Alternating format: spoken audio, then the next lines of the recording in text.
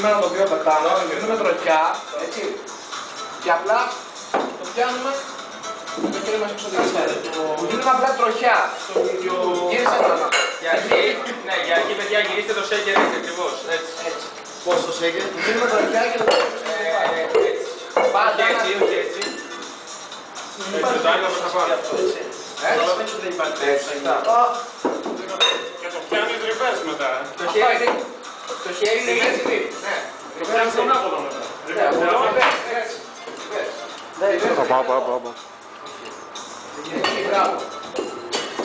Πιο βασικό, όλα επιστρέφουν.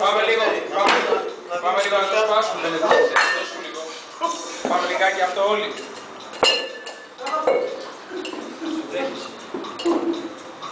Θεία, να μην κάνεις τροφή. Για να το πιάνουμε με το ίδιο χέρι, εδώ πέρα, δίπλα το κεφάλι. Παίρνει τα μπουκάλια, πώς τα πιάνει. Αφού δεν μπορεί να πιάσει αυτό. Δηλαδή το βλέπεις, το κρατάς και είσαι έτσι, είναι το δίπλα σου. Το χέρι δεν πρέπει να είναι κολλημένο, Ελευθερή. Το χέρι δεν πρέπει να είναι κολλημένο. Ναι, εδώ, έτσι, και όσο πιο έξω φαίνεται. Κολλημένο ή έχεις δικαίωμα να το τεχνίσεις? Εντάξει, τώρα είσαι σωστός τώρα.